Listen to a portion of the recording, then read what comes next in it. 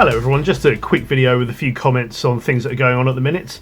So first off, thanks for everybody's comments on my most recent Nyarlathotep video.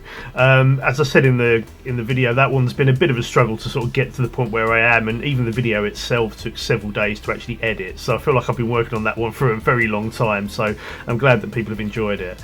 A few things that people said was regarding the Rotocaster, and I sort of came to a similar conclusion as some of you, that the reason I got sort of an uneven coverage with the resin, it was quite thick at one end and the other end, but quite thin in the middle, was because the motion of the Rotocaster was simply too fast. I had been thinking that it was because it was unbalanced and so sort of not going at a smooth rate, and I think that was probably part of it, but it was also because of the fact that I was just spinning it way too quickly, and I hadn't really thought that would be a problem. I kind of figured that even if it's like a random motion, it might you know, sort of chuck the resin about in a sort of enough of a random way to get an even coverage. But I think what was actually happening was that the inner ring was spinning much more quickly than the outer ring, and so that's why it's led to these sort of ends of the sculpture being thicker than others. Since doing the Nyarlathotep cast, I've actually had a go at doing some casts for some other smaller moulds, and I've got this one here which I'll just flip the camera around to show you. Now this is something I've been working on for my Etsy store, and this is Rotocast as well.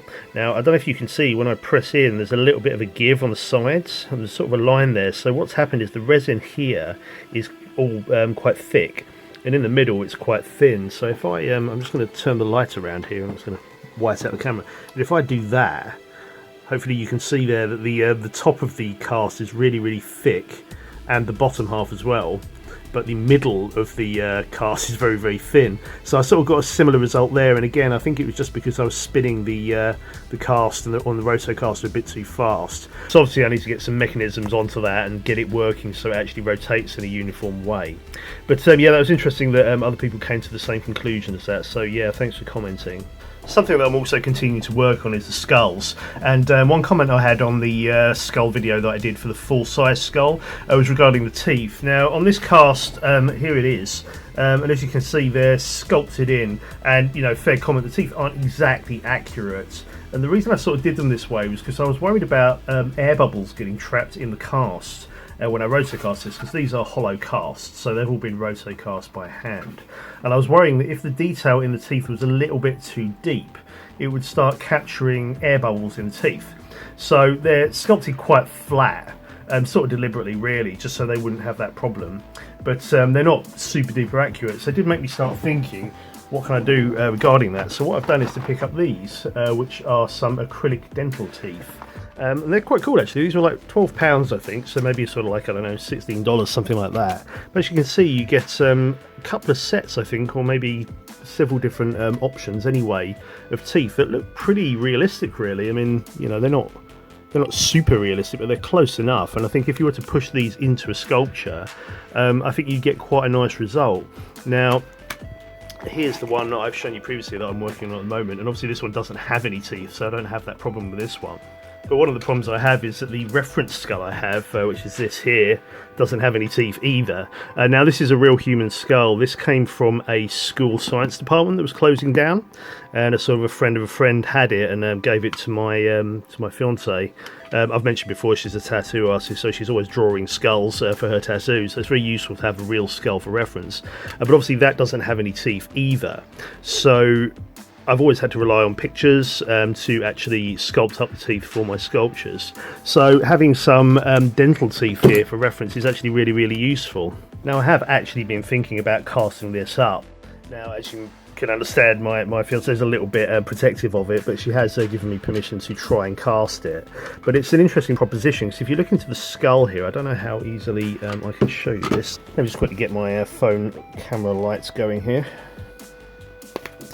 If you look inside the eye sockets, as you can see, there's all this very fine detail, similarly with the nasal cavity there as well, and underside as well. As you can see, there's lots of sort of individual pieces to a skull.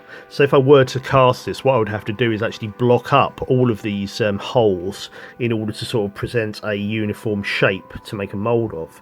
So I don't think I can make a mould of this in one complete piece. But what I was thinking about doing was actually making moulds of parts of it. So I was thinking perhaps that I could make a mould of the front of the skull and maybe the back of it as well, and then sort of cast up those sections in monster clay and sort of use them to actually build up a sculpture.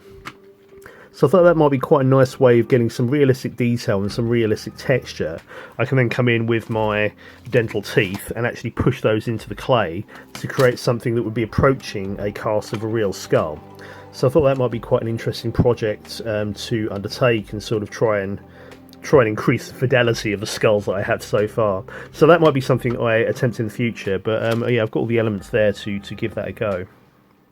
Now that I've got the Nyarlathotep sculpture in sort of a better place, I've now turned my attention to the original Mecha Contest, and I've started building my entry for that. Now I've shown you a few pieces for this before, but it's all being composed of remote control car parts and various resin pieces, so that's sort of underway now, and once it's in a decent position I'll start actually putting a video together. For the last one I started thinking, well, once I get it standing, that's when I'll put the video up, so I might sort of follow a similar method here, and once I've got something that's standing and recognisably like a mech, I'll start putting the video together. But coincidentally, Horizon Forbidden West has come out recently, which is a computer game on the PS5. Now, it's a bit of a weird one, the Horizon series, because it's massively popular, but not many people seem to have heard of it. So I sort of go on about this game to everyone who will listen, and a lot of people go, what are you on about? For those who are unfamiliar, it's a open world game which is set in a planet with lots of robots, animals, and sort of robot dinosaurs and things. It sounds crazy, but it's got a fantastic story, and I really like the design aesthetic for the game. So of course I've been collecting various Horizon bits of merchandise, and one of those is this, which is a Thunderjaw from the game. This is actually from a board game version of the game that was released on Kickstarter a while back. I got this on eBay, and I literally bought the game simply for the model because I think it's a fantastic model, and it's made me start thinking about getting some others as well. But something that also came with the game, I had to get the collector's edition of course, was this, which is one of the robots from the game called a Tusk, which is a giant robotic elephant. It's a pretty cool model, as you can see, and obviously with these sorts of things they're mass produced, they're plastic, and they're not super duper expensive, so a lot of the time the paint jobs on these can be a little bit sloppy, and so I decided to start repainting it. So I don't know if you can see here, but on some of these panels I've started adding in some oil washes. There we go. Just to try and bring out some of the details. It's a fantastically detailed model. It's just obviously, if they're on a production line, they don't have the time to have people doing oil washes and highlighting and weathering and all the stuff that sort of brings these models to life. I just so happen to have bought some new oil paint, so this one I thought was rather amusing. It is Starship Filth, and that's Abtulung 502. I can't remember who the manufacturer of those are, but it's a really nice colour. So I gave this entire thing a wash of Starship Filth, and I think that's really added something to the model. I also used a metallic Sharpie just to add some silver edge highlighting to a lot of the pieces. It's quite a nice way of adding some chipping to the painted sections. So that was a really quick way of adding some weathering to this. So yeah, it sort of did add a certain something to this, I think. Now, of course, I mention this simply because I'm starting to build my own robot for the original Mecha Contest, so having reference and inspiration of this sort is really, really useful. I need to be careful not to build something that looks exactly like something from Horizon Zero Dawn. I think my previous entry from last year sort of fell into that trap a little bit, but no harm done really there. But this time I do want to do something a little bit different.